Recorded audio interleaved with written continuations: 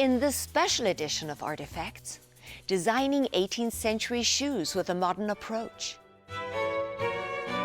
When you get a design just right, it is amazing because it's beautiful and it's exactly the right thing at that moment. The intricacy behind Native American beadwork regalia. So when I'm coming up with beadwork designs, I often first start with the essence of the piece. Hand-painted signs and designs explode with nostalgia. I try to create almost like a little fantasy world. I think people enjoy the vintage aesthetic or style or look. And the iconic work of Reno artist John Schmitz. As you get older, you start to lose your vision and everything gets a little soft and fuzzy. That's nature's Photoshop, a little airbrush look too. It's all ahead on this compilation of artifacts around the nation.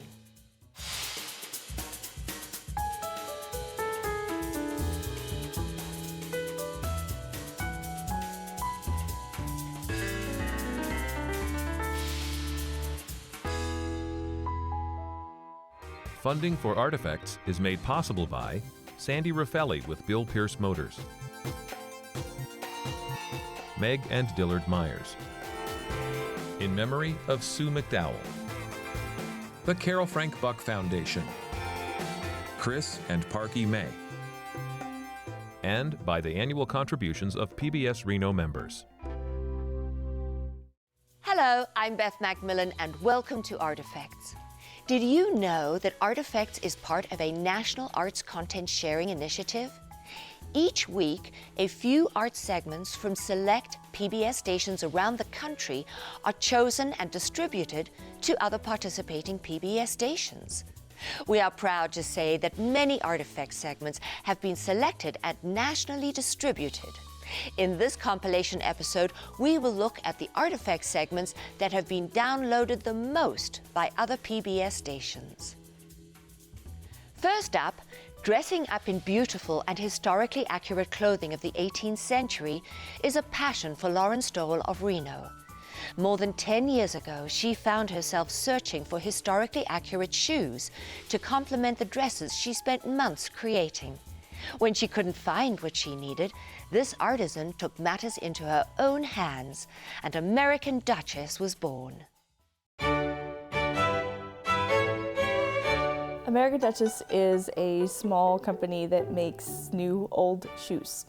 We take a really old design, something you see in a painting or in a museum, and we make it work for modern wear and comfort expectations.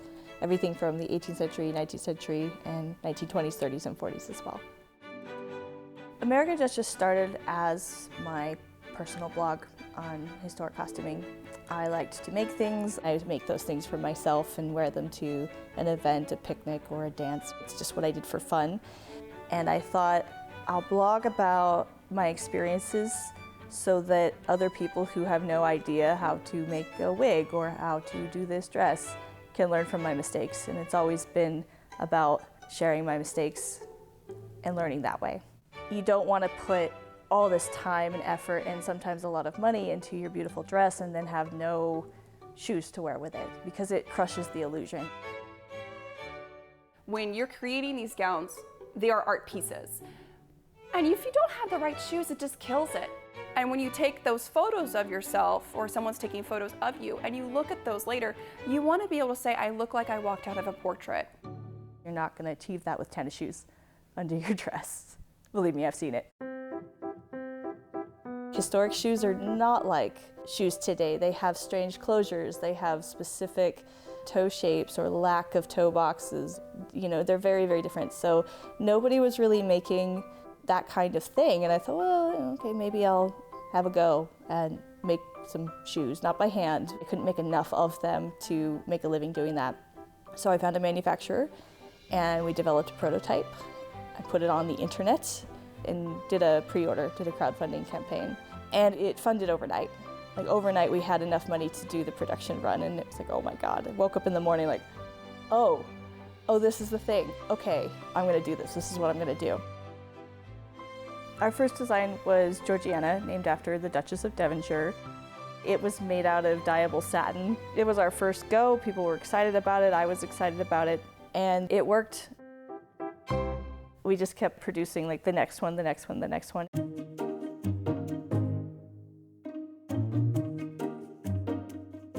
A typical 18th century shoe, the most characteristic hallmark that you might see on those are latchets with buckles. So this is the way that 18th century shoes closed. You have these two straps. You put one strap through here, you stick the prongs through the other one. You can make them as tight as you want, so you can keep tightening them, and it makes your shoes look very pretty. Historical accuracy is very, very, very important. So the basic process starts with looking at original shoes, whether through photographs. It's brainstorming, so we just kind of all get together and go, what sounds cool, what have we not made before, what are the trends in the community?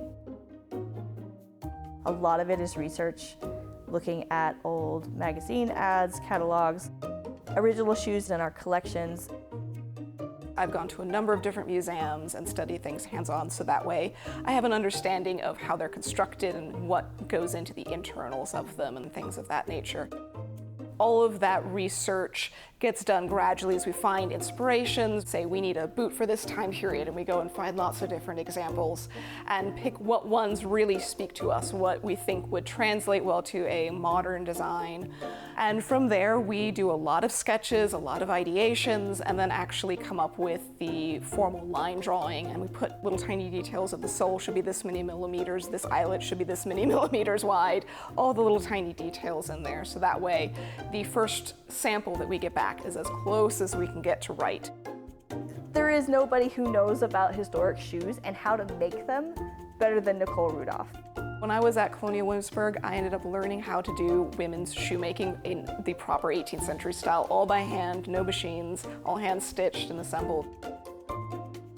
We're based here in Reno, and this is where we do all of the design, all the marketing and advertising happens here as well. We also pack, ship, and do logistics out of here, so there's a great big warehouse attached to this little tiny office. We do everything except the actual manufacture of our footwear. 95% of the world's shoes are made in Hojie.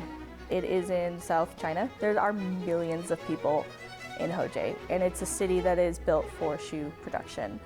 Factories, components markets, leather producers, just everything you need. So that's where we also manufacture our shoes. The people that we work with there are amazing. We produce fantastic shoes in China.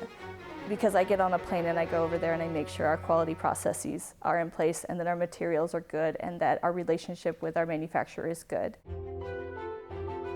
They really are unto themselves a sculptural, interesting piece of artwork, and they should stand on their own before you even put them on your feet. And then to add that in, to add the whole costume in, to add the clothes, the dresses, everything, it just ends up completing the whole thing. There are so many people in the world that are into historic costuming, or they're movie costumers or stage costumers. That's a whole market I never even thought about when we started. I was just making shoes for people like me. It's about helping other members of the costuming community be their best selves in the 18th century or the 19th century to make their most beautiful dress and impression or character. We want to create a fun environment to help people have a good time playing dress up.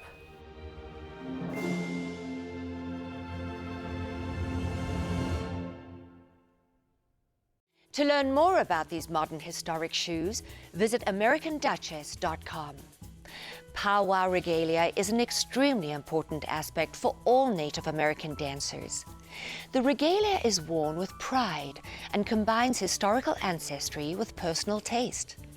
There are many different styles of regalia dress, and in this segment, we learn about the dedication and importance of one particular style from a Reno-based artist.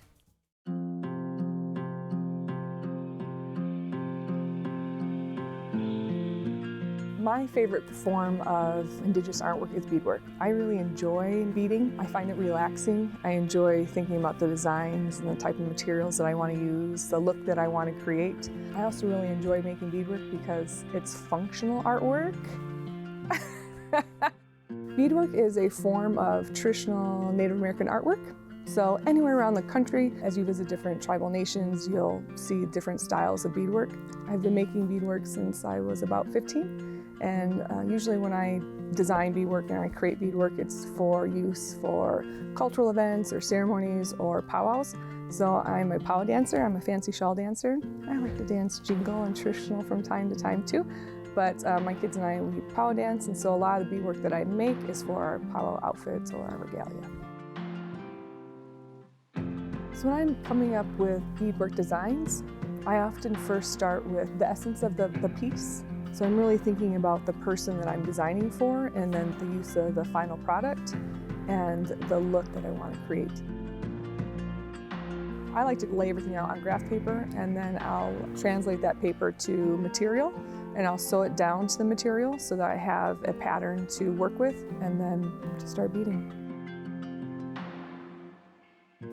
Beadwork is incredibly time-consuming. As you look at these different beaded pieces, you know that each one of those beads was hand sewn on. Different artists will have their own techniques, and so I like to put on 4 beads and then go back through 2.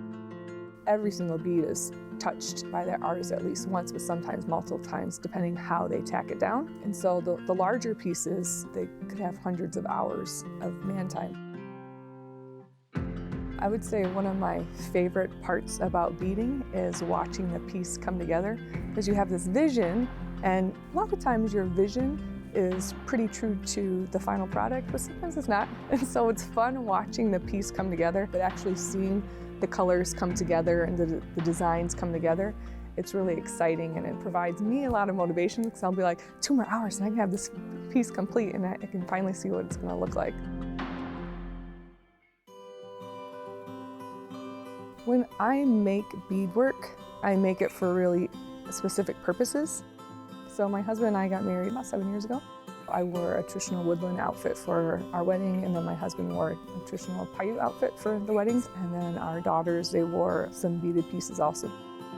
My 14-year-old, her name is Siavi, which means wild rose, and so you'll see in those pieces that there's an image of a rose. And then Pasitiva, our little one, her name is Wild Iris, and so there's an iris beaded into her hair ties.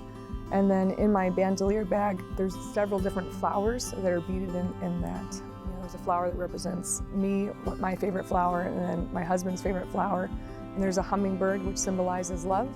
And then going up the straps are the flowers of our kids. So Bashepi, his name is Red Earth. I beaded a red star-like flower for him.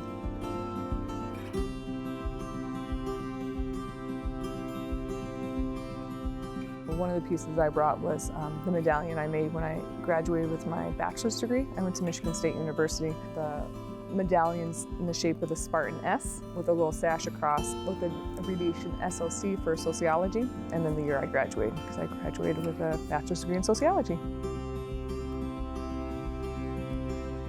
So it's common in Indigenous artwork to see things like that are symbols that are very specific to that individual or specific to that ceremony. All of my beadwork that I create has a lot of symbolism.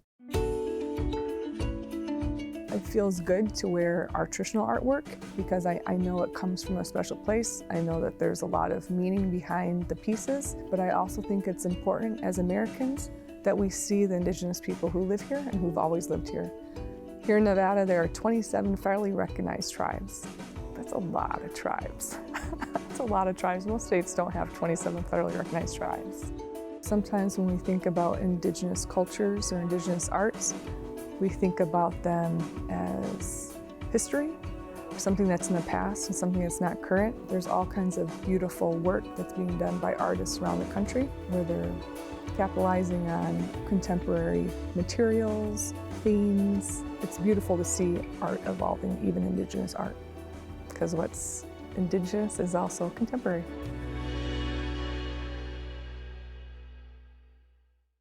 And now it's time for this week's art quiz.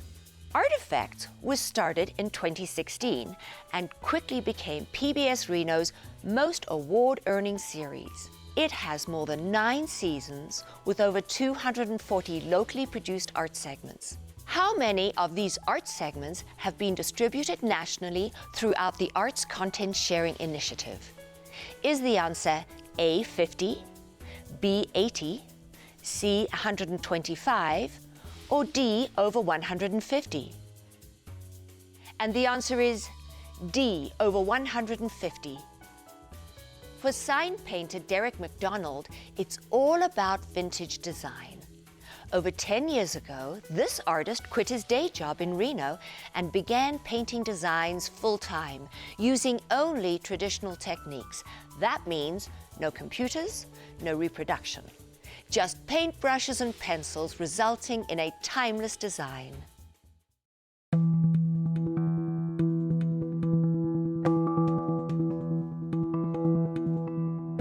I describe my work as traditional, vintage-inspired, and historic. I pretty much keep it, for lack of a better term, all old school. My name is Derek McDonald, and I'm a sign painter. I was the quintessential creative kid that would flip over his math test and draw silly pictures on the back.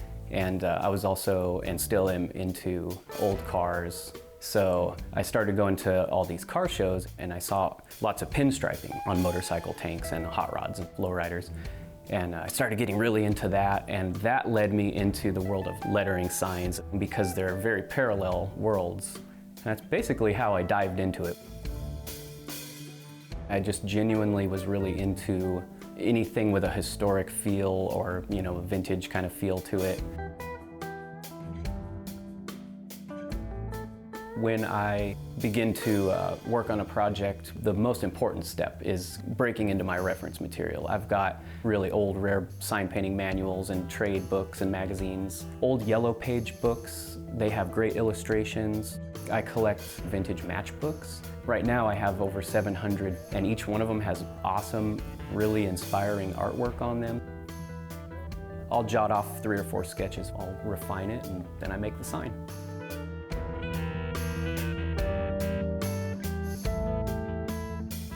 Materials I work with vary. Of course, my main thing is paint, and that's a very specific paint designed for industrial art. So it's oil-based. It's called lettering enamel. When I work with glass on a storefront window, I try to create almost like a little fantasy world. Even if it's just one window in one storefront and somebody's just going to walk by it for 8 seconds, at least I created that little tiny fantasy world for just that short amount of time for that person. And they might look at something I made and go, that's the way they used to do things. So it all kind of comes back to that nostalgic feeling.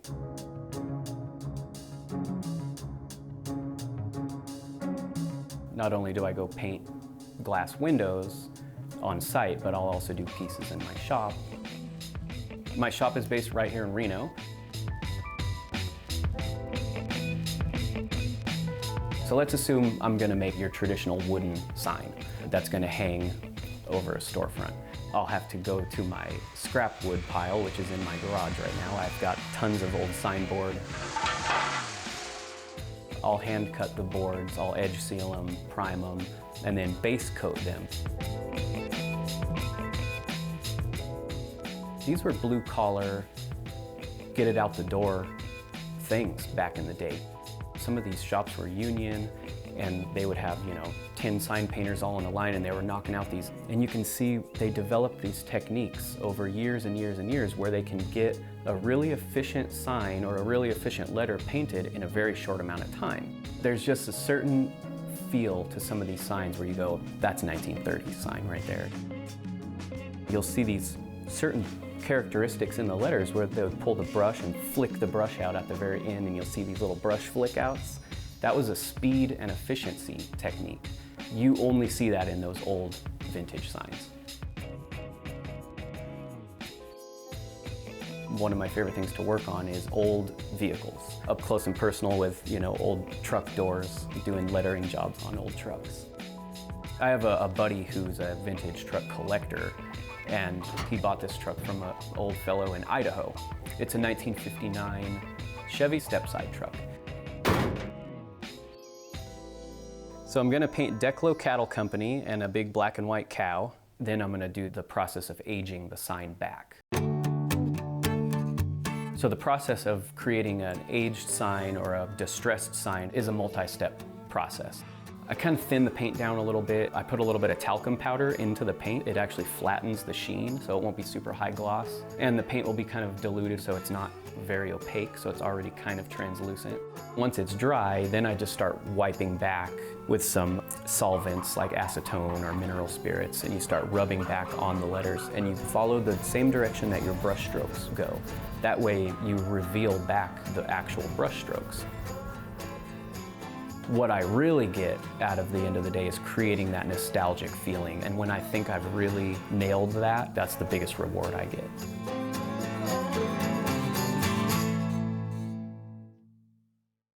To learn more about Derek McDonald, visit goldenwestsignpainter.com.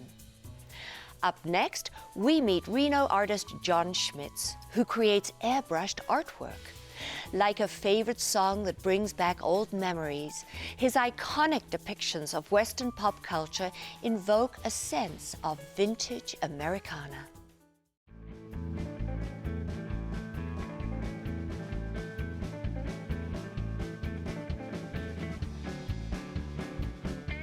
The artistic mediums I work in are acrylic paints with airbrush, and I sharpen my paintings with a paintbrush. The way the airbrush works is it's powered by a compressor, and you put your paint into the device, the airbrush, and it's powered by air through the hose, and it's all coming off the tip of a needle. So the paint is atomized or pushed through the needle onto the canvas. It's a very nice medium, and the advantage to using an airbrush over a traditional brush would be that you get seamless blends. You can get blends, nice gradients in skin tones, skies, clouds. You get that soft nature look that's in nature.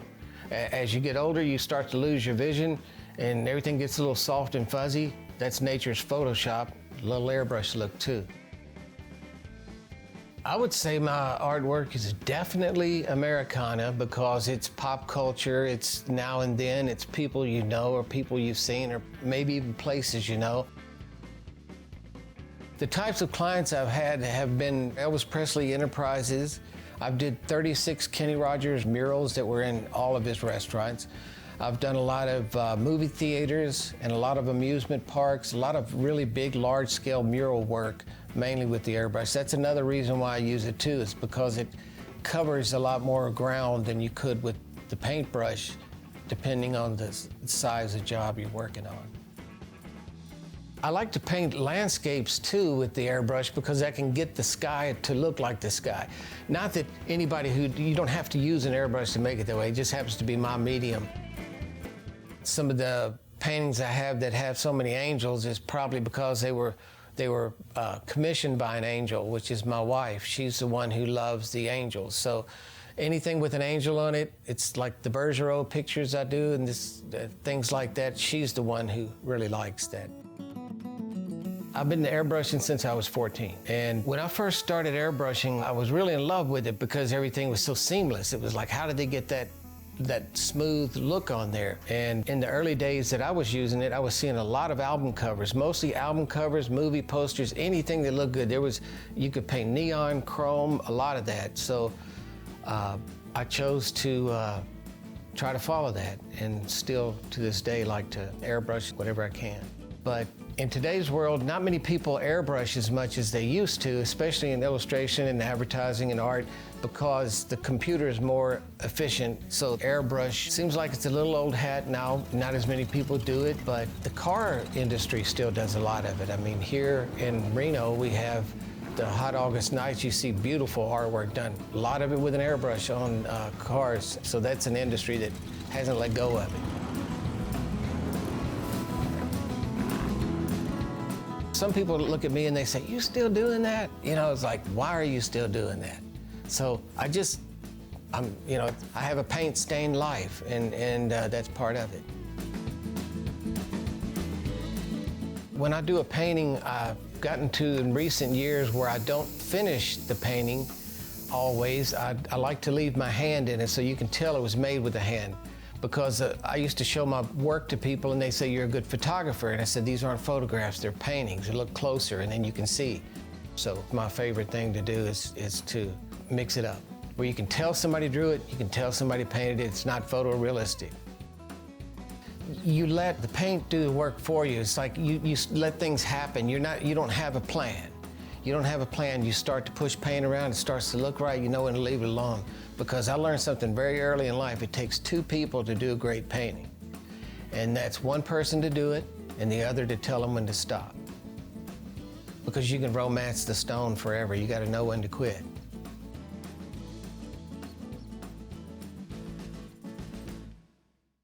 And that wraps it up for this compilation of artifacts around the nation. If you want to watch new Artifacts segments early, make sure you subscribe to the PBS Reno YouTube channel. And don't forget to keep visiting pbsreno.org to watch complete episodes of Artifacts.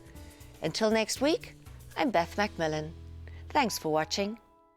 Funding for Artifacts is made possible by Sandy Raffelli with Bill Pierce Motors, Meg and Dillard Myers, in memory of Sue McDowell, the Carol Frank Buck Foundation, Chris and Parky May, and by the annual contributions of PBS Reno members.